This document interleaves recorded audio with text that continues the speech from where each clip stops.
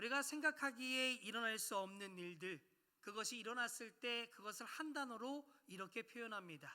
기적이다. 사람들은 누구나 자신들에게 이런 기적이 일어나기를 원합니다. 특별히 좋은 일들이 일어나기를 원하죠. 오늘 성경 이야기는 예수님 보리떡 5개와 물고기 2마리로 5,000명을 먹이기도 남았던 오병이어의 기적에 대한 이야기가 나옵니다. 오늘 이 말씀을 통해서 어떻게 기적이, 특별히 우리의 삶에 어떻게 해야 이런 하나님의 기적이 일어나는가라는 것을 은혜를 나누며 함께 나아가길 원합니다. 오늘 본문에 보면 예수님이 말씀을 가르치시는데 시간이 길어집니다. 너무 좋으니까 그냥 듣고만 있었던 거죠. 그러다 보니까 사람들이 배고픔을 느끼기 시작합니다. 예수님은 사람들이 배고파하는 것을 보시면서 마음이 아프셨습니다. 그때에 예수님은 제자 빌립에게 어디서 떡을 사서 이들을 먹일 수 있느냐 묻게 되죠. 빌립이란 사람은 이렇게 이야기합니다. 사람들이 조금씩 먹어도 200데나리온이 필요합니다 라고 이야기를 하죠. 여기서 200데나리온은 200일 동안 사람들을 일해서 벌 수 있는 돈입니다. 우리 유치부 친구들에게 이 얘기는 요즘 그 아이들에게 유행하는 만화 아시나요? 티치 피니핑이라고 그 만화가 하나 있습니다. 거기 나오는 주인공이 핫쭈핑인데 제가 딱 이야기하자마자 저에게 집중을 쫙 아이들이 하는 걸 보게 되는데요. 그 핫쭈핑 피규어를 1,500개를 살 수 있는 양입니다. 그리고 요즘에 초등학생들이 음식 먹는 것 중에 유행하는 게 뭐냐면 마라탕입니다. 저는 못 먹겠는데 저희 딸도 너무 좋아해요. 그 마라탕을 1,500그릇을 먹을 수 있는 게 바로 이 200데나리온입니다. 빌립은 자신들에게 그러한 돈이 없기에 이 많은 사람을 다 먹일 수 없다라고 이야기를 합니다. 그런데 결과적으로 보면 어떻게 됩니까? 그것에 5,000명이 먹고도 남습니다. 그 당시에는 계수할 때에 남자만을 계수했기 때문에 여자와 아이를 포함하면 한 10,000명 정도가 넘었을 겁니다. 10,000명이 넘는 사람들이 먹고 남는 바로 기적이 일어났다는 것이죠. 그러면 이런 놀라운 기적은 어디에서 일어났는가? 배고파하는 사람들을 안타까워하는 하나님의 그 예수님의 사랑의 마음이 있었기 때문에 가능했다는 겁니다. 바로 그들을 먹이길 원하셨던 예수님의 사랑의 마음이었다는 것이죠. 그래서 사랑을 통해 기적이 일어납니다. 우리의 삶에 하나님의 사랑, 우리의 사랑이 만났을 때에 바로 우리의 삶의 기적이 일어날 수 있었다는 것이죠. 예수님이 병자를 고치시고 장애를 가진 사람을 온전케 하시며 죽은 자를 살리시는 기적을 일으키십니다. 그런데 예수님께서 이런 기적을 일으킬 때에 꼭 그 성경 말씀에 나오는 문장이 있습니다. 마태복음 14장 14절 말씀에도 나오게 되지요. 그 말씀 우리 다 같이 함께 읽겠습니다. 예수께서 배에서 내려서 큰 무리를 보시고 그들을 불쌍히 여기시고 그들 가운데서 앓는 사람들을 고쳐주셨다. 아멘. 말씀에 보면 빨간색으로 나오죠. 그들을 불쌍히 여기셨다. 예수님께서 뭔가의 기적을 일으킬 때를 보면 늘 그 사람들을 불쌍히 여기는 마음이 있었기 때문에 그 마음을 가지고 그들을 병을 낫게 하며 귀신을 내쫓는 기적을 일으키셨다는 겁니다. 미국 사우스 캐롤라이나 사는 셀리라는 여인이 아이를 낳았습니다. 아이는 참 건강하게 태어났지만 엄마는 혼수 상태에 빠지게 됩니다. 담당 의사는 그 남편에게 이렇게 이야기합니다. 곧 아내가 죽을 수 있습니다. 마음의 준비를 하라고 하지요. 며칠 뒤에 이 남편은 그래도 이 이쁜 아이가 엄마가 한번 봐야 되지 않을까. 그래서 중환자실에 있는 그 엄마에게 이 아이를 잠시 내어놓습니다. 아기가 자고 있을 때에 내려놨기 때문에 잘 자고 있었습니다. 그런데 엄마 품에 안겨있던 아이가 갑자기 울기 시작합니다. 그런데 그때 기적이 일어나게 되지요. 아이의 울음소리를 들은 그 엄마의 심장박동이 점점 강해집니다. 조금씩 의식이 돌아왔습니다. 일주일이 지나자 이전의 모습으로 완전히 회복이 되었다라고 합니다. 이런 기적이 일어날 수 있었던 것은 아내를 사랑하는 남편의 사랑, 또한 아이를 향한 그 엄마의 사랑, 그 사랑을 통하여 그 기적의 역사가 일어났다는 겁니다. 바로 사랑이 기적을 이룬 것이죠. 그런데 세상에 가장 큰 기적이 있습니다. 바로 우리가 예수님을 믿고 구원을 받은 것이 바로 기적이라는 것이죠. 그런데 이런 기적이 어떻게 일어납니까? 요한복음 3장 16절에 이렇게 이야기합니다. 우리 아이들도 함께 읽을 수 있도록 제가 읽으면 그거 따라서 읽어주시면 됩니다. 하나님께서 세상을 이처럼 사랑하셔서 외아들을 주셨으니 이는 그를 믿는 사람마다 멸망하지 않고 영생을 얻게 하려는 것이다. 아멘. 하나님께서 하나밖에 없는 외아들을 세상에 보내주셨고 저 십자가에 달려 돌아가셨고 우리의 모든 죄를 용서하신 것은 바로 사랑하셨기 때문입니다. 바로 하나님의 사랑이 우리를 구원하셨다라는 거죠. 바로 기적은 사랑으로 시작하게 됩니다. 우리가 어떤 사람을 주님께로 인도하고 싶은데 잘 되지 않는다, 그런 분이 계시다면 그 사람을 진심으로 사랑하며 섬겨주시기를 바랍니다. 그때에 그가 주님의 품으로 돌아올 줄로 믿습니다. 바로 구원의 기적을 경험하게 되지요. 또한 진심으로 용서되지 않는 사람이 있다면 그 사람을 사랑하는 마음으로 용서의 자리로 나아가시길 바랍니다. 또한 우리 주위에 보면 많은 자들이 지쳐 낙심하며 살아갑니다.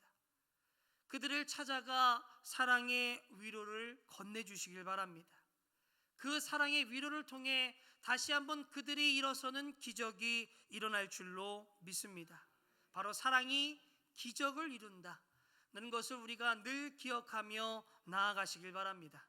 우리 요한복음 6장 9절 말씀 다 같이 함께 읽겠습니다. 여기 한 아이가 있어 보리떡 5개와 물고기 2마리를 가지고 있나이다. 그러나 그것이 이 많은 사람에게 얼마나 되겠사옵나이까. 아멘. 저는 초등부를 담당하고 있는 정경민 전도사입니다. 지금 우리 친구들도 이렇게 보이고요. 중고등부 친구들도 반갑습니다. 네, 민경주 목사님을 통해서 사랑이 기적을 이룰 수 있다라는 말씀을 들었습니다. 예수님의 말씀을 듣기 위해 모여든 그 사람들의 배고픔을 안타깝게 여긴 예수님께 빌립은 많은 사람들이 먹기 위해서 그 200데나리온도 부족하다고 말씀드리죠. 그리고 나서 안드레는 한 아이가 보리떡 5개와 물고기 2마리를 가지고 있다라고 이야기합니다. 그런데 안드레도 그것이 많은 사람들이 먹기에는 턱없이 부족하다는 생각을 하게 되죠. 맞습니다. 아주 적은 양입니다. 제가 이 말씀을 준비하면서 상상을 해봤어요. 지금 여기 굉장히 많은 사람이 있잖아요. 근데 우리가 모두 배가 고파요. 그런데 빵이 하나 있습니다. 딱 그 상황이랑 너무 비슷한 거예요. 만약에 저에게 빵이 하나 있다면 이걸 내가 내어놓을 수 있을까? 여러분들 혹시 주머니에 빵이 하나 있다라고 상상을 해볼까요? 그거 쉽게 이렇게 내어놓을 수 있을까요? 아니 나 이따가 배고플 때 먹을 거야 라고 이렇게 숨겨놓았던 마음보다는 저는 딱 그 생각이 드는 거예요. 저렇게 적은 양을 누구 코에 붙이려고 라는 그 주변의 반응, 아니면 제가 스스로 생각하는 그 판단, 그렇기 때문에 이것은 쉽게 내어놓지 못할 아주 적은 양인 거죠. 그런데 우리 그 말씀 속에서 어떻게 되죠? 우리 한 아이가 적은 양이지만 빵 5개와 물고기 2마리를 주님께 드립니다. 선입견 없이 기쁘게 그것을 드린 것이죠. 그것을 가지고 주님은 축복기도 하시고 다른 사람들에게 나누어 주었더니 많은 사람들이 먹고도 남았습니다. 우리는 이것을 통해서 무엇이 기적을 이루는지를 알게 됩니다. 바로 나눔입니다. 나눔이 기적을 이룹니다. 자신의 것을 아낌없이 내놓은 한 아이의 나눔이 기적을 이루어낸 것입니다. 비가 내리지 않아서 이스라엘에 비가 내리지 않아서 오랜 가뭄으로 힘들어했을 때 갈멜산에서 불을 내려 바알 선지자들에게 하나님의 살아계심을 증명했던 엘리야 선지자를 모두 아실 것입니다. 그 일이 있기 전 하나님께서는 열왕기상 17장에서 엘리야 선지자에게 가뭄을 피해 시돈의 사르밧 지역으로 가서 몸을 숨기고 그리고 음식을 풍족히 먹일 사람을 만날 것이라고 말씀하십니다. 그는 그곳으로 가서 한 사람을 만납니다. 그런데 그 사람은 밀가루 아주 조금 한 움큼과 병에 기름이 찰랑찰랑할 정도 아주 적은 양의 기름밖에 없는 한 과부를 만나게 됩니다. 그것으로는 빵 한 개밖에 만들 수 없습니다. 그 여인은 아이와 이것으로 빵 하나를 마지막으로 먹고 굶어 죽겠다라고 아마 생각했을 거예요. 그런데 엘리야를 만납니다. 그 엘리야는 과부에게 두려워하지 말고 먼저 나를 위해 작은 빵 하나를 만들어 달라고 요청합니다. 그리고 이렇게 이야기하죠. 열왕기상 17장 14절 말씀을 읽어드리겠습니다. 이스라엘의 하나님 여호와께서는 이 땅에 비를 내리시는 날까지 당신의 밀가루통에 밀가루가 떨어지지 않을 것이며 그 기름병에 기름이 마르지 않을 것입니다 라고 이야기하셨습니다. 하나님께서 다시 비를 내려 음식을 얻기까지 밀가루통에 밀가루가 떨어지지 않고 기름병에 기름이 마르지 않을 것이다 라고 이야기하신 것입니다. 과부는 엘리야의 말씀을 듣고 빵을 만들어 옵니다. 그런데 놀라운 일이 벌어지죠. 엘리야의 말대로 계속 빵을 만들어도 밀가루통에 밀가루가 떨어지지 않고 기름병에 기름이 마르지 않았던 것입니다. 비록 자신이 먹을 것도 없었지만 과부는 먼저 엘리야 선지자를 대접했습니다. 그때 하나님이 그를 더 풍성하게 채워주셨습니다. 이것은 다른 사람을 먼저 생각하고 나누어주는 사람에게 오는 축복인 것입니다. 아프리카에 굶주린 아이들을 위해 구호 활동을 하는 한국의 구호 단체에 한 초등학생 친구가 8만 원과 그리고 편지 한 통을 보냈다고 해요. 그 편지에는 다음과 같이 이렇게 적혀 있었다고 하는데 제가 읽어드리겠습니다. 저는 보통 아이들보다 살이 찐 편입니다. 그리고 음식도 많이 먹는 편입니다. 살이 찐 내 모습을 볼 때마다 아프리카 아이들에게 미안해요. 그래서 크리스마스 선물을 사기 위해 모아둔 이 돈을 어린아이에게 아프리카 친구들에게 보냅니다 라고 적혀 있었다고 합니다. 아프리카의 어려운 친구들을 보면서 자신의 것을 나누려고 하는 그 아이의 마음이 얼마나 아름답습니까?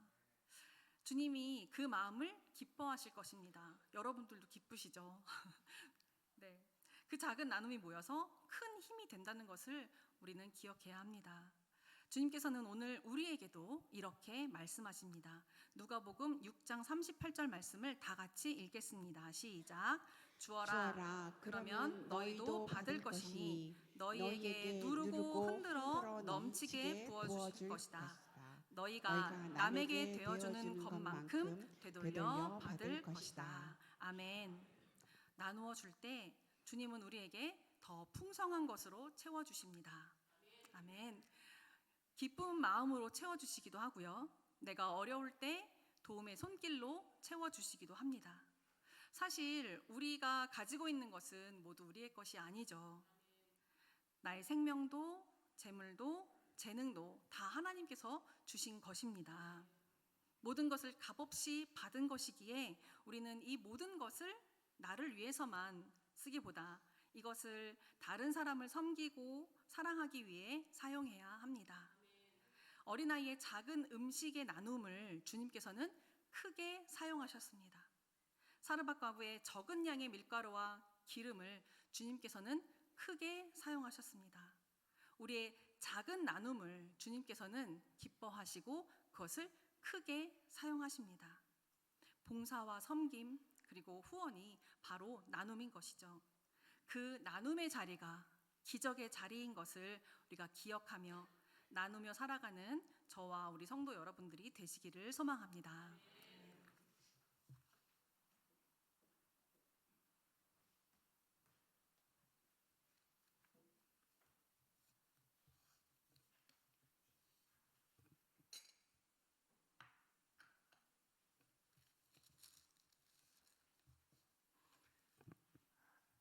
예, 감사합니다. 저는 이 교회를 담임하고 있는 이상래 목사입니다. 오늘 우리 교회학교 친구들을 만나게 돼서 너무 반갑고 또 하나님 앞에 감사를 드립니다. 오늘 우리가 추수감사 예배를 드리고 있는데 오늘 우리가 주님의 은혜를 기억하며 감사할 때에 우리에게 채워주시는 하나님의 큰 은혜가 넘치게 될 줄로 믿습니다. 예수님이 안드레를 통해서 한 아이가 보리떡 5개와 물고기 2마리를 가지고 있다고, 그 아이가 가지고 왔다는 이야기를 듣게 됩니다. 그때 예수님께서 어떻게 하십니까? 사람들을 앉게 하신 다음에 이렇게 하셨다고 말씀을 하는데, 요한복음 6장 11절 말씀인데 우리 함께 봉독하도록 하겠습니다. 예수께서 빵을 들어서 감사를 드리신 다음에 앉은 사람들에게 나누어 주시고 물고기도 그와 같이 해서 그들이 원하는 대로 주셨다. 아멘. 그 안드레를 통해서 가지고 왔던, 어린아이가 내어놓았던 보리떡 5개하고 물고기 2마리는 그 많은 사람들이 먹기에 너무 적은 것이지 않습니까? 그러면 이런 생각을 할 수 있지 않습니까? 이 적은 것 가지고 어떻게 먹을 수 있어? 이런 마음을 가질 수도 있는데, 예수님은 그 적은 것을 놓고 무엇을 하시냐면 기도를 하십니다. 그런데 오늘 성경이 중요한 것은 감사하며 기도를 하십니다. 그 적은 것을 놓고 이것을 주신 하나님 앞에 감사하며 기도하고 나눠줬더니 거기 있는 사람들이 다 먹고도 남음이 있었다는 것을 성경은 말씀해 줍니다.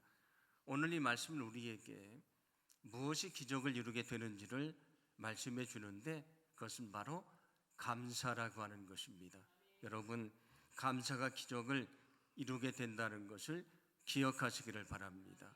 감사가 기적을 이루게 됩니다. 구약 성경에 보면 다니엘이라고 하는 선지자가 나오는데, 그 당시에 다리오 왕이라고 하는 사람이 앞으로 30일 동안 왕 이외에 어떤 사람이나 또는 신에게 무엇을 구하면 저 무서운 사자굴에 던져 넣는다고 공포를 합니다. 그런데 이 다니엘은 매일매일 기도하는 사람인데, 오늘 내가 기도하면 사자굴에 던져지게 되는 것인데 그는 어떻게 하는가? 다니엘 6장 10절인데 제가 읽어드립니다. 다니엘은 왕이 금령 문서에 도장을 찍은 것을 알고도 자기 집으로 돌아가서 다락방으로 올라갔다. 그 다락방은 예루살렘 쪽으로 창문이 나 있었다. 그는 늘 하듯이 하루에 3번씩 그의 하나님께 무릎을 꿇고 기도하며 감사를 드렸다. 아멘. 다니엘이요, 기도하면 사자굴에 던져지는 위기에 처해 있지 않습니까? 그런데 그는 늘 하던 대로 기도를 합니다. 그런데 중요한 것은 기도하며 감사했다라고 말씀을 합니다. 우리가 생각하면 내가 기도하면 사자굴에 던져져 죽을 수도 있는데 감사할 수 없는 상황이었지만 그는 여전히 감사했다고 말합니다. 자, 그래서 우리 교회학교 친구들도 잘 알고 있는 것처럼 다니엘이 어떻게 됐습니까? 사자굴에 던져졌지만 그는 하나도 상하지 않고 나올 수 있었다고 말씀해 줍니다. 오늘 말씀은 우리에게 감사가 기적을 이룬다는 것을 말씀해 주십니다. 그런데 감사는 어떻게 하는 것인가? 성경은 항상 감사하라 그렇게 얘기를 합니다. 여기 항상이라는 것은 좋을 때만 말하는 것이 아니고요, 그렇지 않을 때도 감사하라 그런 얘기입니다. 모든 일 가운데 하나님 앞에 감사하라. 하나님이 그 마음을 기뻐하시고 우리의 필요한 것을 채워주시고 또 우리를 축복해 주신다고 말씀해 주십니다. 오늘 성경 말씀을 통해서 우리가 정말 하나님의 은혜에 감사하고 하나님께 영광 돌릴 때에 하나님 우리의 삶 속에서 놀라운 기적을 이루어 주신다는 것을 믿으시기를 바랍니다. 오늘 우리가 추수감사 주일로 모였는데 우리에게 베풀어 주신 하나님의 사랑이 있지 않습니까? 오늘 여러분이 그 사랑을 기억하고 하나님 앞에 진심으로 감사하는 그런 귀한 시간이 되기를 간절히 소망합니다.